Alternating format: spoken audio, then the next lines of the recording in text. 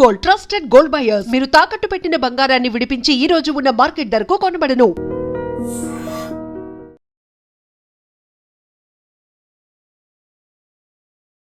నమస్తే, నేను Kavitha. Welcome to I dream news and నిజాలు. ఇరాన్ మీద యుద్ధానికి దాడికి సంబంధించి అమెరికా అధ్యక్షుడు డొనాల్డ్ ట్రంప్ రోజుకొక ప్రకటన చేస్తున్నారు. మొదటగా 48 గంటల గడువు విధించి ఆ తర్వాత 5 రోజుల డెడ్లైన్ విధించిన తర్వాత ఇరాన్కు చెందినటువంటి ఒక ఉన్నత స్థాయి అధికారితో, కీలక వ్యక్తితో చర్చలు జరుపుతున్నాను అని చెప్పిన డొనాల్డ్ ట్రంప్ ఇప్పుడు సరికొత్తగా ఇరాన్ నుంచి అతిపెద్ద గిఫ్ట్ వచ్చింది అనేటువంటి మాట కూడా చెప్తున్నారు. అయితే ఇరాన్, ఇజ్రాయెల్ కన్ఫ్యూజన్కి లోనవుతున్నాయి. బట్ డొనాల్డ్ ట్రంప్ చేస్తున్నటువంటి గేమ్ ప్లాన్ ఏంటి, తన స్ట్రాటజీ ఏంటి, లేకుంటే ఇదంతా కేవలం మైండ్ గేమ్లో భాగంగానే జరుగుతోందా? మనతో పాటుగా ఉన్నారు సీనియర్ జర్నలిస్ట్ సురేష్ కొచ్చాదిల్ గారు. సార్ నమస్తే. సో రోజుకొక స్టేట్మెంట్ అనాలా, గంటకొకటి మారుతోంది అంటారా మీరు? యాక్చువల్లీ ఇది ఒక జోక్ లాగా మారిపోయింది. ఎందుకంటే ఇప్పుడు ఒక అమెరికన్ ఛానల్ అన్నారు ట్రంప్తోనే మాట్లాడుతున్నారంట. ఓకే, ఎందుకంటే ఎవరు లేరు అటువైపు. ముందు వీళ్ళు అన్నారు Jared Kushner and Steve Witkoff మాట్లాడుతున్నారు ఇరానియన్స్తో అన్నారు. ఇరానియన్ టాప్ లీడర్షిప్లో ఒకరు అన్నారు. వాళ్ళ దగ్గర ఉన్న టాప్ లీడర్షిప్లో ముగ్గురు ఉన్నారు ఇప్పుడు. ఒకటి ప్రెసిడెంట్, వాళ్ళ speaker of parliament and supreme leader. దీంట్లో ముస్తఫా ఎక్కడ కనిపించట్లేదు. ప్రెసిడెంట్ కూడా మాట్లాడలేదు. ఆయన దీనికన్నా ముందు ఒకసారి మీకు గుర్తుంటుంది, నాకు ఆయన మీద డౌట్ ఉంది యాక్చువల్లీ. పక్కన రాష్ట్రం మీద బాంబులు వేసినప్పుడు ఆయన అపాలజైజ్ చేసిండు. I think it is Day 4 or Day 5. Saudi Arabia వాళ్ళకి ఫోన్ చేసి వీఆర్ సారీ, మీ మీద జరిగిన ఈ తప్పైంది, ఇంకా చేయం ఇప్పుడు నుంచి చెప్పారు. ఇమ్మీడియట్గా ఆయన హాఫ్ అన్ అవర్లో ఆయన స్టేట్మెంట్ విత్డ్రా చేయాల్సి వచ్చింది. ఇరాన్ రెవల్యూషనరీ గార్డ్స్ ఆయనకు ఒక వార్నింగ్ ఇచ్చుంటారు. ఇమ్మీడియట్లీ విత్డ్రా చేసుకున్నాడు ఆ స్టేట్మెంట్. సో ఆయన కూడా కాదు ఇప్పుడు. Next speaker of Iranian parliament అంటున్నారు, ఆయన కూడా బహుశా కాదు. ఎందుకంటే ఆయన అయితే ఓపెన్లీ డినై చేశాడు, నేను మాట్లాడలేదని చెప్పి. ఇప్పుడు జరుగుతుంది ఏంటంటే కొన్ని రాష్ట్రాలు గల్ఫ్లో, ఎస్పెషలీ ఖతర్, కువైత్, బహ్రెయిన్, ఈ 3 రాష్ట్రాలు చాలా ఇంపాక్ట్ అయింది. వీళ్ళకి ఇరాన్తో అంత కోపం లేదు. ఇరాన్తోని యాక్చువల్ యాంగర్ ఉన్నది సౌదీ అరేబియా.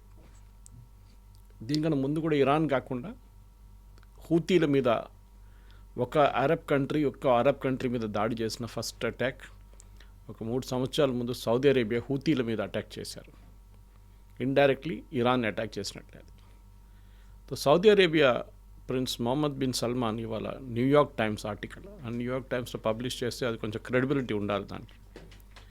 ఈ యుద్ధం ఆగిపోతుంది, యుద్ధం అయిపోయింది, మనం వీళ్ళని మాట్లాడుతున్నాం, టాక్స్ నడుస్తుంది, we will wind down the war అని ట్రంప్ చెప్తున్నప్పుడు కూడా ఆల్మోస్ట్ 6,000 మంది నుంచి 8,000 మంది మెరీన్స్ని తెప్పిస్తున్నారు యుఎస్ గల్ఫ్కి, మిడిల్ ఈస్ట్కి. ఎందుకు? మీరు యుద్ధం ఆగిపోతే మళ్ళీ ఎందుకు తీసుకొస్తున్నారు వారిని? If you having very good talks, మేము ఇది ర్యాపప్ చేస్తాం అది అన్న ట్రంప్ లేదు. న్యూస్ ఏంటంటే న్యూయార్క్ టైమ్స్లో Saudi Arabian prince Mohammed bin Salman ఆయనకి విసుకొచ్చి లాస్ట్లో అన్నారంట ట్రంప్ దగ్గర, once and for all Iran finish చేసేసేయండి, ఎంత డబ్బులు కావాలంటే మేము ఇస్తాం మీకు, money is not a criteria. ఇది మన సుపారీ ఇచ్చినప్పుడు ఒక మర్డర్కి ఇదే చెప్తారు డైలాగ్, 50 కామ్ సే పైలే 50 కామ్ కే బాద్ అంటారు చూడండి, పాత హిందీ సినిమాల్లో మాఫియా లాగా. అది సౌదీ అరేబియా చెప్పారంటే, మీరు చెప్పండి ఎంత కావాలి, we will provide the money, మీరు ఇరానియన్ రెజ్యూమ్, ఇప్పుడున్న ఇరానియన్ రెజ్యూమ్ని కంప్లీట్గా ఫినిష్ చేసేయండి. ఇది సపోర్ట్ చేస్తున్న ఇంకొక రాష్ట్రం ఇజ్రాయెల్ కూడా ఇదే కావాలి. ట్రంప్ ఏమంటున్నారంటే అక్కడ ఒక రెజ్యూమ్ చేంజ్ జరిగింది. సో మనందరూ సర్ప్రైజ్ అయిపోయాం, ఎట్లా జరిగింది రెజ్యూమ్ చేంజ్? అక్కడ మేము టాప్ లీడర్షిప్ని అందరినీ కొట్టేశాం, కానీ ఇంకొక టాప్ లీడర్షిప్ పైకి వచ్చింది, వాళ్ళు ఇప్పుడు ఆ దేశం నడుపుతున్నారు. అట్లా కూడా ఉందా? ఎందుకంటే సుప్రీం లీడర్ మళ్ళీ టాప్ లీడర్ అయిపోయారని అంగీకరిస్తున్నారు ట్రంప్. రెజ్యూమ్ చేంజ్ కాదని ఇప్పుడే అగ్రీ చేసుకున్నారు ఆయన. ఎందుకంటే ఇనిషియల్ మొదలైనప్పుడు ఫస్ట్ కండిషన్ ఆయన ఏం పెట్టినంటే, ఒకటి యురేనియం ఉండే, రెండవది అక్కడ ఎవరు లీడర్గా ఉండాలని మేము డిసైడ్ చేస్తామని చెప్పారు. మీకు గుర్తుంటుంది, నేనే ఇంటర్వ్యూ చేస్తాను, నేనే ఇంటర్వ్యూ బోర్డ్ చైర్మన్ అని చెప్పిన మనిషి, అపాయింట్ చేసేది నేనే అని చెప్పి మనిషి ఇప్పుడు దాని గురించి మాట్లాడలేదు. రెజ్యూమ్ చేంజ్ జరిగింది ఆల్రెడీ అంటే ఈయన అన్నీ చెప్పుకుంటూ వెళ్తాడు. ఎందుకంటే అమెరికాలో నిన్న ఆయన కాన్స్టిట్యున్సీలో ఒక ఎలక్షన్ జరిగింది. మీరు దాని రిజల్ట్ మీకు తెలుసుంటో లేదో కానీ మన దగ్గర ఒక అసెంబ్లీ ఎలక్షన్ జరిగినట్లు వాళ్ళ దగ్గర మారాలాగో, ఈయన ఉన్న ఫ్లారిడాలో ఉన్న మారాలాగో ఏరియాలో ఉన్న ఆ కాన్స్టిట్యున్సీలో నిన్న ఒక ఎలక్షన్ జరిగింది. అక్కడ లాస్ట్ 4 సార్లు రిపబ్లికన్స్ గెలిచారు. ట్రంప్ అక్కడ ఆయన నేషనల్ లెవెల్లో ప్రెసిడెంట్గా ఎలక్ట్ అయినప్పుడు 11 పాయింట్ లీడ్ ఉంది ఆయనకి అక్కడ ఆ కాన్స్టిట్యున్సీలో. నిన్న అక్కడ డెమోక్రాట్స్ గెలిచారు. అదొక పెద్ద న్యూస్. ఎందుకంటే ఒక రిపబ్లికన్ స్ట్రాంగ్ హోల్డ్, ప్రెసిడెంట్ ఇల్లు, ప్రైవేట్ హౌస్ ఉన్న ఆ ప్లేస్లో కూడా డెమోక్రాట్స్ గెలిచారంటే అక్కడున్న ప్రజలకి ఎంత వ్యతిరేకత చూడండి. మన నేషనల్ ఒపీనియన్ పోల్ పక్కన పెడతాం. నిన్న వచ్చిన పోల్ ప్రకారం ట్రంప్కి ఈ యుద్ధానికి సపోర్ట్ ఉన్నది 35% అంతే. మనం అనుకుంటాం 30% కూడా ఉంది కదా అనుకుంటాం. అది యాక్చువల్లీ ఏంటంటే ట్రంప్ మాగా సపోర్టర్స్ ఉంటారు. వాళ్ళకి ఇరాన్ మొత్తం ధ్వంసం అయిపోయింది, ఇరాన్ సరెండర్ చేశారంటే చెప్తే ట్రంప్ చెప్తే వాళ్ళు బిలీవ్ చేస్తారు. అట్లాంటి క్రౌడ్ అది. ఒకవైపు కంపేర్ చేయాలంటే మన రాహుల్ గాంధీ గారు ఓట్ చోరీ ఏం జరిగిందంటే వాళ్ళ పార్టీ వాళ్ళు చప్పట్లు కొడతారు. అట్లనే ట్రంప్ వాళ్ళ మాగా సపోర్టర్స్ ఉన్నారు. వాళ్ళు ఏం చెప్తే బిలీవ్ చేస్తారు. ఈవెన్ నౌ CNN పోల్లో మొన్న జరిగిన ఒక పోల్లో వాళ్ళు చేసినప్పుడు 100% మాగా సపోర్టర్స్ ట్రంప్ని బ్యాక్ చేస్తున్నారు ఈ యుద్ధానికి. అఫ్కోర్స్ యూనివర్స్లో చూస్తే ఈ మాగా సపోర్టర్స్ 30% ఉండొచ్చు అంతే. దానికోసం ఇప్పుడు అంటాం 30% మంది సపోర్ట్ చేస్తున్నారు ట్రంప్, 70% మంది ఆర్ అగెయిన్స్ట్ దిస్ వార్.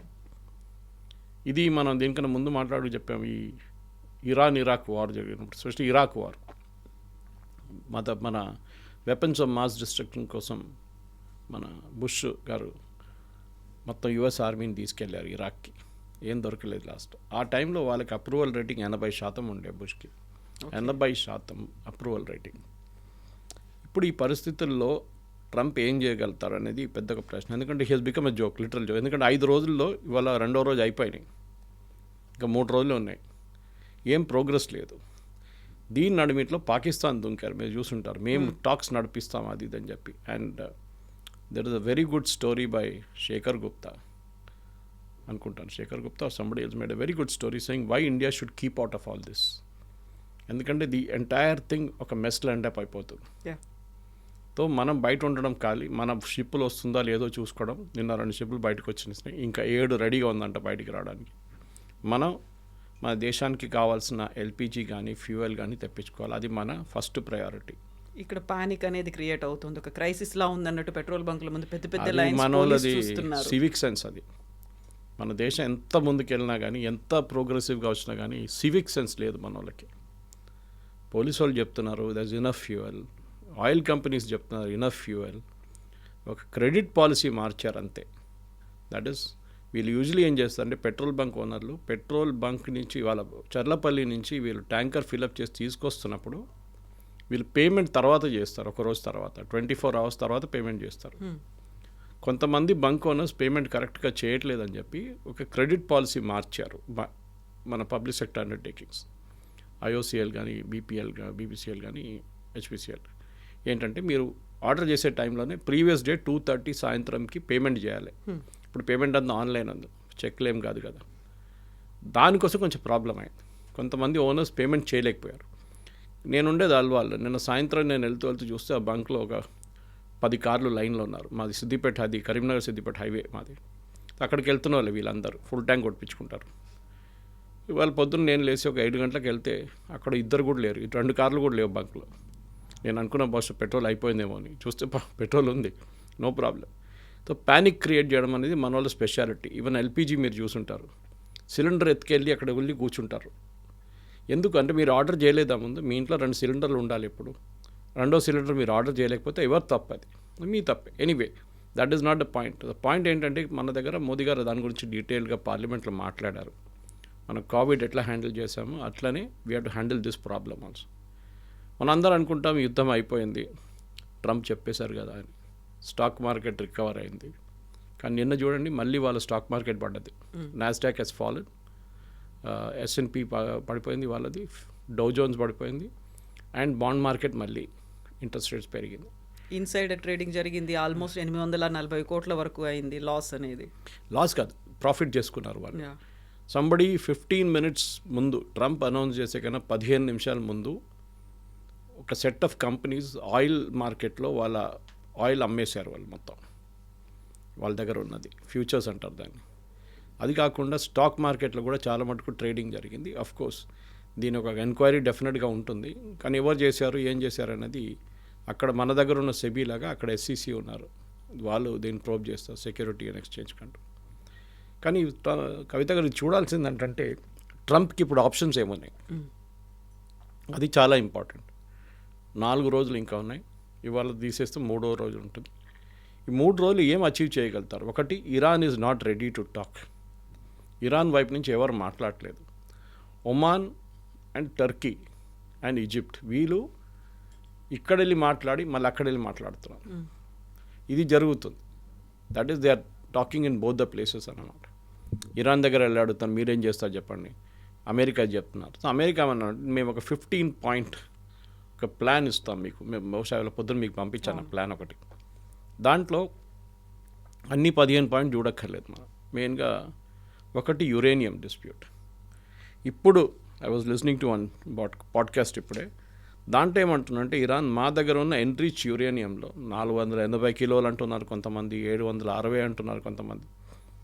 మేము మాకు కావాల్సిన మెయిన్ 20 to 30% మా న్యూక్లియర్ ప్లాంట్ నడిపించడానికి కావాల్సిన యురేనియం మా దగ్గర పెట్టేసుకుంటాం, మిగతా we will move it to IAEA. ఇదొక ప్రపోజల్, వాళ్ళు ఇంకా అంగీకరించలేదు అది, కానీ దానికి కండిషన్స్ ఉన్నాయి. వీళ్ళేమంటున్నారు మా దగ్గర యురేనియం మేము ఎందుకు పెట్టుకుంటాం, మేము why are we trying to develop nuclear weapons, మేము ఎందుకు న్యూక్లియర్ వెపన్స్ తయారు చేయబోతున్నాం. మా మీద ప్రతి 6 నెలలకు ఒక దాడి జరుగుతుంది, ఇజ్రాయెల్ వచ్చి కొడతారు, లేకుంటే US వచ్చి కొడుతున్నారు. మాకు ఒక గ్యారంటీ ఇవ్వండి మీరు, that we will not attack you. అప్పుడు మేము ఈ ప్రోగ్రామ్ని కోల్డ్ ఫ్రీజ్లో పెట్టేస్తాం. ఇంకా మాకు మీ మీద నమ్మకం లేదు, మీరు ఏదో ఒక రోజు మళ్ళీ ఇదే మొదలు పెడతారు. So cold we'll put it and freezer right now, మేమేం చేయకుండా. బట్ దానికి అగ్రీ చేసినప్పుడు కూడా నమ్మకం ఉండదు కదా, ఎప్పుడైనా అటాక్ చేయొచ్చు, అదే ప్రాబ్లం.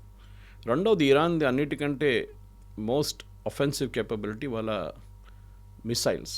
మీరు చూసుంటారు, ఇప్పుడు కాదు దీనికన్నా ముందు జరిగిన 12 డే వార్లో కూడా చాలా మటుకు ఇజ్రాయెల్ని కొట్టారు, ఇప్పుడు కూడా కొడుతున్నారు ఇజ్రాయెల్ని. డిమోనాని కొట్టారు, నేను టెలవీవ్ కొట్టారు, అలాస్కా మాస్ దగ్గర కొడుతున్నారు. ప్రతి చోట్ల ఇరాన్లో ఇజ్రాయెల్ ఎక్కడ కావాలంటే అక్కడ కొడుతున్నారు. డీగో గాషియాన్ కూడా ట్రై చేశారు మొన్న US బేస్ని. అంటే ఇరాన్ దగ్గర కేపబిలిటీ ఉంది.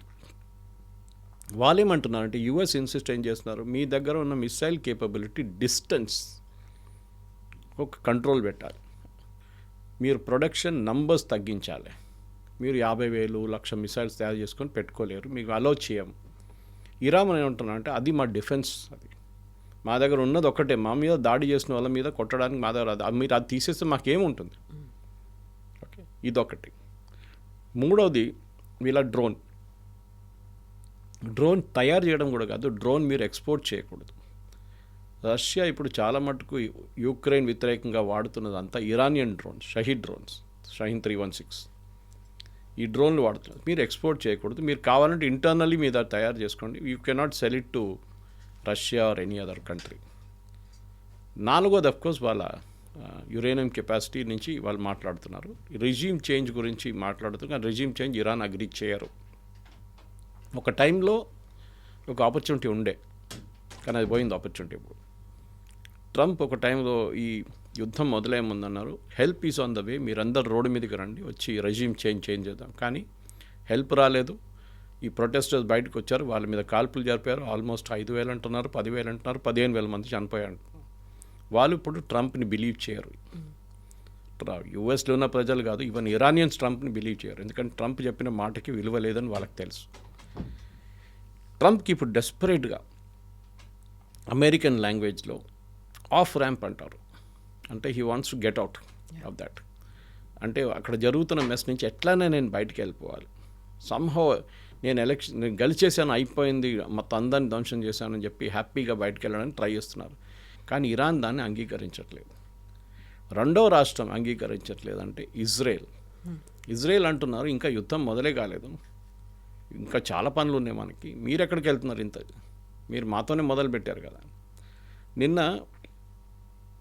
యుద్ధం గురించి ఒక డిస్కషన్లో ప్రెసిడెంట్ ట్రంప్ పక్కన మన Steve Hegseth, secretary of war, secretary of defence actually, secretary of war. Trump ఏమన్నారంటే మాట్లాడుతూ టిపికల్ ట్రంప్ లాంగ్వేజ్లో, యాక్చువల్లీ యుద్ధం మొదలైంది మేము అనుకున్నాం కానీ స్టీవ్ నువ్వే చెప్పావు కదా మనం యుద్ధం స్టార్ట్ చేయాలని అన్నారు. దట్ ఫెలోస్ ఫేస్ మీరు చూడాలి.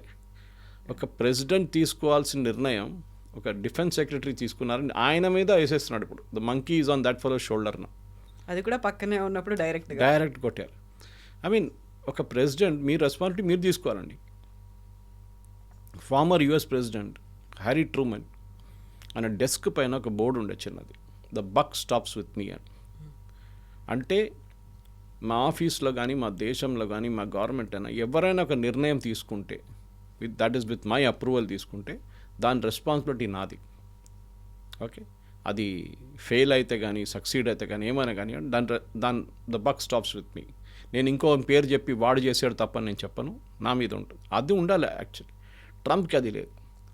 ట్రంప్ బాడీ లాంగ్వేజ్ చూడండి కవిత గారు, ఇప్పుడు కూడా మాట్లాడుతున్నప్పుడు ఒక ఏం చెప్తారు, వాడెవడు ఇరాన్ వాడు యూజ్లెస్ ఫెలోస్ అట్లా మాట్లాడుతున్నారు. కానీ ఇన్ని రోజులు ఇంత బాంబు వేసిన తర్వాత కూడా 7,500 బాంబులు వేసి ఇంత డిస్ట్రక్షన్ చేసిన తర్వాత కూడా ఇరాన్ ఇప్పుడు కూడా మిసైల్స్ ఫైర్ చేస్తున్నారు. ఇవాళ పొద్దున కువైత్ ఎయిర్పోర్ట్ని కొట్టారు, ఫ్యూయల్ ట్యాంక్ని. అంటే వాళ్ళ దగ్గర కేపబిలిటీ ఇప్పుడు కూడా ఉంది. మీరేమంటారు మొత్తం అయిపోయిందని? ట్రంప్కి ఇప్పుడు అన్నిటికంటే పెద్ద ప్రైజ్ ఏంటంటే, ప్రైజ్ వచ్చిందన్నారు, మీరు విన్నుంటారు. ఏం ప్రైజ్ అర్థం కావట్లేదు. ఇరాన్ నుంచి వచ్చింది. Very happy with the prize అని. నేను అనుకునే ఏదో డబ్బులు పంపించారో లేకుంటే ఏదైనా స్వీట్ డబ్బులు పంపించాడని. అది బహుశా స్ట్రైట్ ఆఫ్ హార్మూజ్ ఉండొచ్చు. ట్రంప్కి ఏం కావాలంటే అన్ని షిప్పులు దాని నుంచి ఫ్రీగా తిరగాలి. ఇరాన్ ఏమంటున్నారు, yes we will agree, but మా మీద మీరు శాంక్షన్స్ పెట్టారు కదా, మేము ఆయిల్ అమ్మకూడదని చెప్పి ఇప్పుడు తీసేశారు. అది పర్మనెంట్గా లిఫ్ట్ చేయాలి. Then we will allow strait of Hormuz to be open. ఇది వాళ్ళ కండిషన్. అది ట్రంప్ కూడా అదే కావాలి, ఇరాన్ కూడా అదే కావాలి. కానీ ఇరానియన్ ఆయిల్ మార్కెట్లో అమ్మితే డాలర్ టర్మ్స్లో ఇరాన్కి చాలా పెద్ద రెవెన్యూ వస్తుంది. ఇప్పుడు రష్యా ఎట్లా ఎంజాయ్ చేసుకుంటున్నారో అదే థింగ్ ఇరాన్కి వస్తుంది అనమాట. ఇరాన్ యూజువలీ వాళ్ళ ఆయిల్ అమ్మేది చైనాకి అండ్ మన దేశానికి. అది ఇమ్మీడియట్గా వాళ్ళు మొదలు పెట్టేశారు కూడా ఆల్రెడీ. కానీ ఇప్పుడు ఒఫీషియల్గా మీరు చేస్తే మాకు డబ్బులు వస్తాయి, మాకు కావాల్సిన రెవెన్యూ వస్తుందని ఇరాన్ చాలా క్లియర్గా తెలుసు. సో ఇరాన్ ఇది అడుగుతున్నారు. One of the main thing వాళ్ళ కోసం, ఒకటి మా మీద దాడి చేయకూడదు, స్ట్రైట్ ఆఫ్ హార్మూజ్ ఓపెన్ పెట్టండి, మా మిసైల్ కేపబిలిటీ గురించి మనం మాట్లాడదాం, నాట్ నౌ. ఇది ఒక నిర్ణయం ఇరాన్ది. చూద్దాం దీనికన్నా ముందు. ఇది అన్ని స్పెక్యులేషన్లో ఉంది కదా, ఎక్కడా ఎవరు ఒఫీషియల్గా చెప్పలేదు. ఇది ఇంటర్మీడియరీస్ చెప్తున్న మాట అన్నమాట. సో 3 దేశాల మధ్య జరిగేటువంటి యుద్ధం అన్నిటికీ ప్రపంచవ్యాప్తంగా ఇంపాక్ట్ చూపించింది అనుకున్నప్పుడు ఆ 3 దేశాలు కూడా ఒక డిఫరెంట్ ఒపీనియన్ని ఎక్స్ప్రెస్ చేస్తున్నాయి. వాళ్ళకంటూ ఉన్నటువంటి ఆ ఒక మెసేజ్ని బయట ప్రపంచానికి అందిస్తున్నాయి. ఎక్కడా కూడా ఒక ఏకాభిప్రాయం అనేది కనిపించట్లేదు. సో ఇందులో మైండ్ గేమ్ అనేది ఎవరు ప్లే చేస్తున్నారు? సో ఈ మైండ్ గేమ్ అనేది ప్లే చేసేది ఇరాన్ యాక్చువల్లీ. ఇప్పుడు అమెరికన్ కామెంటేటర్స్ కూడా అంటున్నారు ఈ యుద్ధం ఎవరైనా గెలిచారంటే అది ఇరాన్. అప్పుడు మీరు అడగొచ్చు, వాళ్ళ ఎయిర్ ఫోర్స్ మొత్తం ధ్వంసమైంది, వాళ్ళ నేవీ అంతా కంప్లీట్గా వీళ్ళు సింక్ చేసేసారు, ఏం మిగిలింది, వాళ్ళు ఏం గెలిచారంటారని నా దగ్గర అడగొచ్చు మీరు. ఇరాన్కి ఒకటే కండిషన్ ఉండే ఈ వార్ మొదలైనప్పుడు, అప్పుడు దాకా, దాట్ మేము సర్వైవ్ కావాలి, మేము ఉండాలి.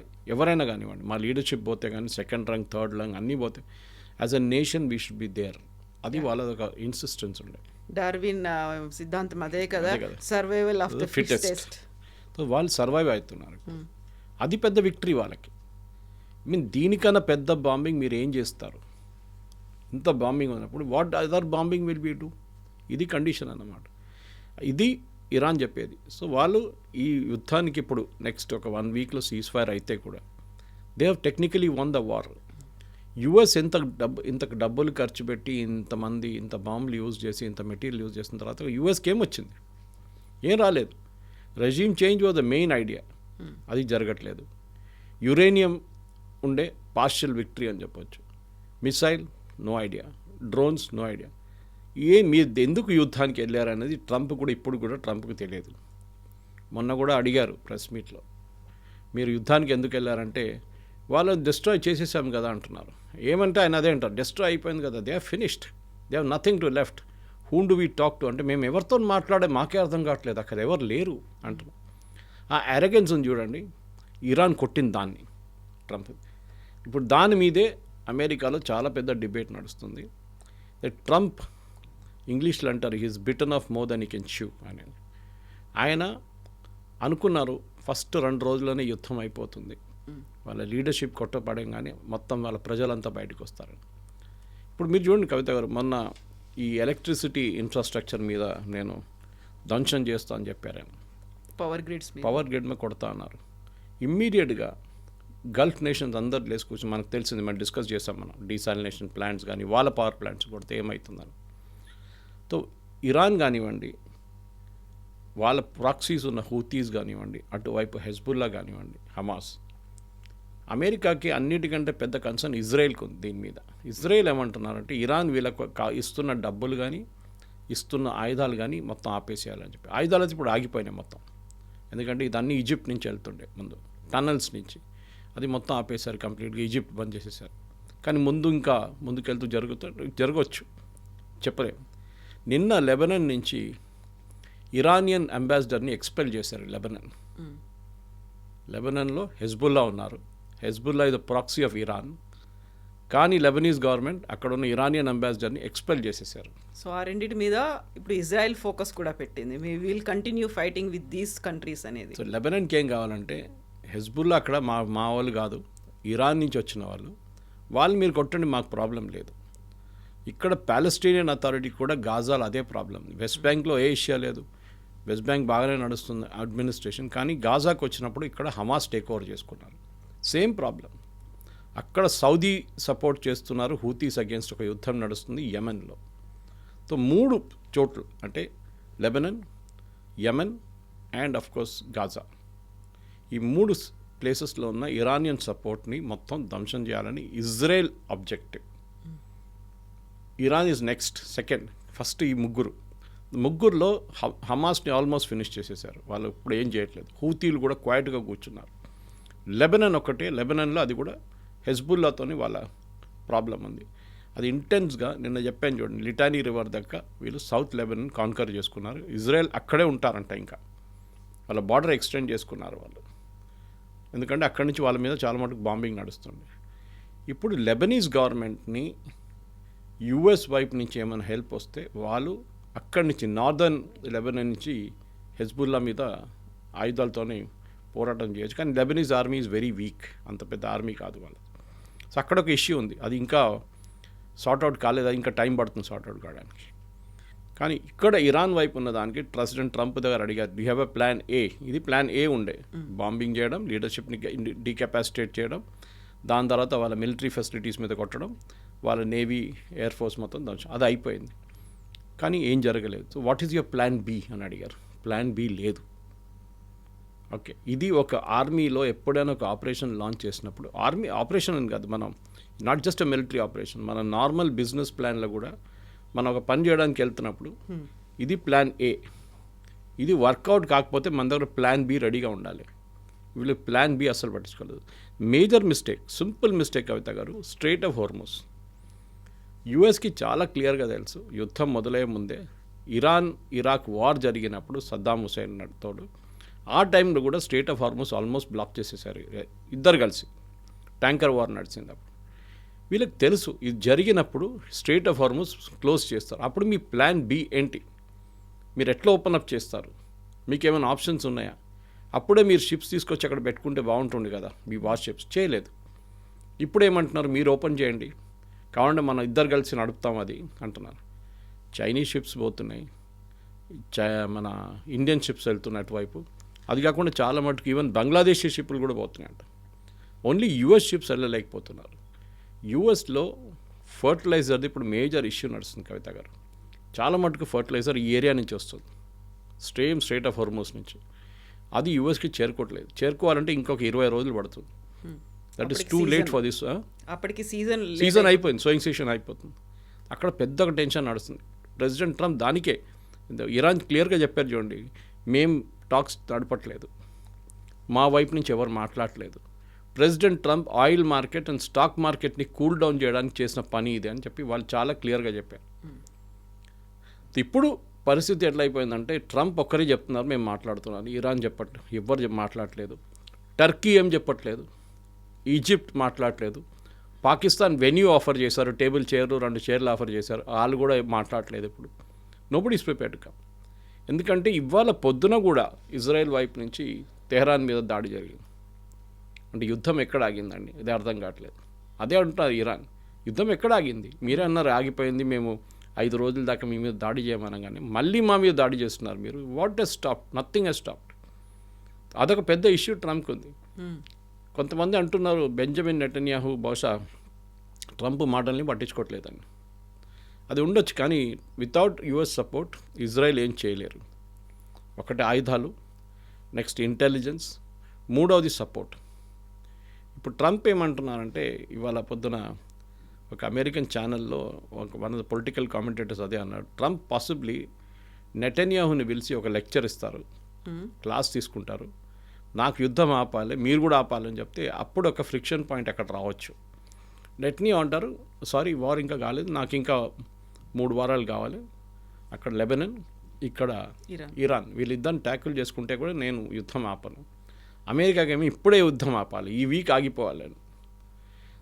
దాంట్లో ఒక ఇంట్రెస్టింగ్ మాట ఏమొచ్చిందంటే కాకపోతే దీనికన్నా ముందు Jared Kushner and Steve Witkoff మాట్లాడినప్పుడు యుఎస్ వైపు నుంచి జెనీవాలో ఒమాన్ ఫారెన్ మినిస్టర్ అన్నారు, దాంట్లో బ్రిటిష్ ఫారెన్ మినిస్టర్ ఒక వాళ్ళ టీం నుంచి ఒక మెంబర్ ప్రెజెంట్ ఉన్నారు. నాకు అర్థం కాదు వాళ్ళు ఎందుకు వచ్చారని, కానీ ఆయన కూడా మీటింగ్లో ఉన్నారు ఒఫీషియల్గా. ఆయన ఏమన్నారంటే ఇరాన్ ఇప్పుడు చెప్తున్న అన్నీ అప్పుడు అగ్రీ చేశారంట. యురేనియం గురించి అగ్రీ చేశారు, మిసైల్ క్యాప్ గురించి అగ్రీ చేశారు, డ్రోన్ ప్రొడక్షన్ గురించి అన్నీ అగ్రీ చేశారంట. యుద్ధం అక్కర్లేదు, అక్కడే ఆగిపోతుండని. ఇప్పుడు అదే మాటలు మళ్ళీ మాట్లాడుతున్నారు. ద ఒమానీస్ వాళ్ళు ఫెడప్ అయిపోయారు లాస్ట్లో. ఒమాన్ ఫారెన్ మినిస్టర్ అన్నారు కూడా, 2nd or 3rd day of the war he said we had an agreement in place. మీరు ఎందుకు వెళ్ళారు యుద్ధానికి? ఎందుకు వెళ్ళారంటే అక్కడ ఒక ఛాన్స్ దొరికింది వీళ్ళని కొట్టడానికి, ఖమేనీ అండ్ కంపెనీని, దానికోసం వెళ్ళారు, యుద్ధానికి వెళ్ళలేదు. వాళ్ళు డీకెపాసిటేషన్కి వెళ్ళారు లీడర్షిప్ని, కానీ యుద్ధంగా మారిపోయింది అది. ఇప్పుడు వీళ్ళేమంటున్నారంటే we don't trust Jared Kushner or Steve Witkoff, మాకు వీళ్ళ ఇద్దరితో మాకు పని లేదు.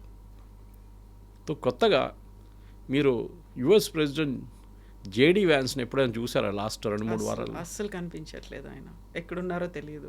మార్కో రూబియో మీకు కనిపించారు ఎక్కడైనా? వీళ్ళిద్దరు చాలా పవర్ఫుల్ మనుషులు, ఒకటి వైస్ ప్రెసిడెంట్, ఒకరు ఇంకొకరు సెక్రటరీ ఆఫ్ స్టేట్. అక్కడ మీకు కనిపిస్తుంది ఓన్లీ స్పీచ్ హెస్గెత్, president Trump, Kushner, Witkoff and ఒకరోజు ఈమె కనిపించింది మన ఇంటెలిజెన్స్ చీఫ్, అంతే, ఇంకా ఎవ్వరు కనిపించట్లేదు. సో వై అని ఇప్పుడు మాట వచ్చింది. సో ఐ బిలీవ్ అమెరికాలో కూడా ఏమంటున్నారంటే జేడీ వాన్స్ చెప్పారంటే యుద్ధానికి వెళ్ళకండి, it will land up in a mess. లోకం మొత్తం ఇంపాక్ట్. ఇండోనేషియా ఎమర్జెన్సీ డిక్లేర్ చేశారండి, ఆలోచించండి. నిన్న మనం మాట్లాడాం వాళ్ళు ఎన్ని రోజులు పెట్రోల్ ఆపేస్తున్నారు, శ్రీలంకలో 15 లీటర్లు ఇస్తున్నారు అని చెప్పేసి. మన దగ్గర మీరు లైన్లు ఉందంటారు, కానీ ఇక్కడ అవైలబిలిటీ ఉంది కదా, అక్కడ ఎమర్జెన్సీ డిక్లేర్ చేసేస్తున్నారు వాళ్ళు. అక్కడున్న క్యాబ్ డ్రైవర్స్కి క్యాష్ ఇస్తున్నారు బతకడానికి. పెట్రోల్ లేవు, డీజిల్ లేవు, మీరు డబ్బులు తీసుకోండి, ఎందుకంటే మీకు ఫ్యామిలీ నడిపియాలి కదా, మీకు ఇన్ని $1 ఇస్తాం ప్రతి వారం అని చెప్పి డబ్బులు ఇస్తున్నారు. దేశం మొత్తం ఆగిపోయింది, ఆలోచించండి. మనకు ఆ ప్రాబ్లం లేదు, ఇక్కడ కూడా ట్రాఫిక్ ఆగలేదు. నాకు ఇవాళ కూడా 1.5 గంట తీసుకుంది ఇక్కడ రావడానికి. సో మన దగ్గర ఆ ప్రాబ్లం మన గవర్నమెంట్ ప్రొయాక్టివ్గా చేస్తున్నారు, దాన్ని అప్రిషియేట్ చేయట్లేదని ఇంకో మాట మన కొంతమంది పొలిటీషియన్స్.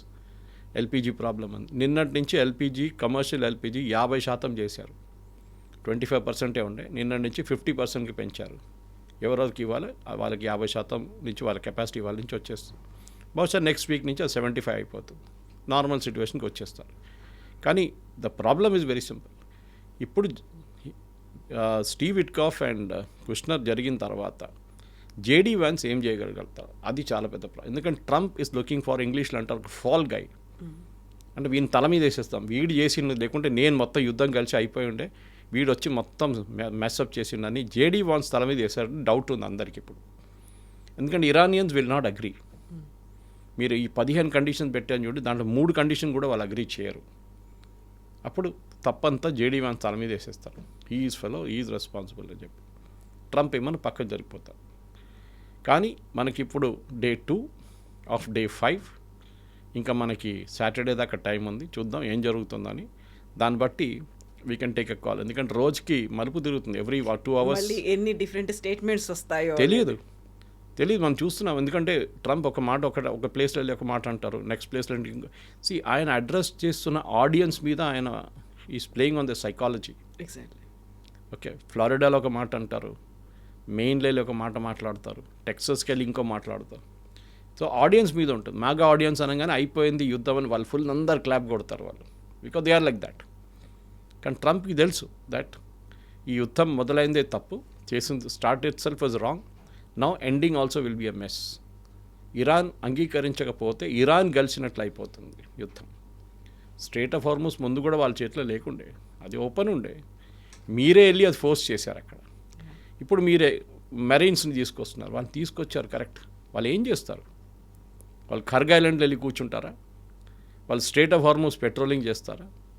అక్కడ ఒక 50 మంది చనిపోతే యుఎస్ మెరైన్స్ ఎవరు రెస్పాన్సిబిలిటీ? అప్పుడు దాని మీదే నెక్స్ట్ 3 రోజుల్లో డిబేట్స్ రాబోతుంది కదా. సో చూద్దాం ఏమవుతుంది ఈ వీకెండ్ కల్లా. Yes sir, thank you very much. Thank you. నిజంగా ప్రస్తుతం ఉన్నటువంటి సమాజం దేనికి ప్రయారిటీ ఇస్తుంది? ఆర్థిక సంబంధాల చుట్టూ మాత్రమే తిరుగుతోంది. మళ్ళీ ఎన్నికలంగానే చాలా విరక్తి కలుగుతున్నాం. మంచి అనిపిస్తుంది కదా, లేడీస్ కూడా ఛాలెంజింగ్ జాబ్స్ చేసినప్పుడు చాలా బాగుంటుంది.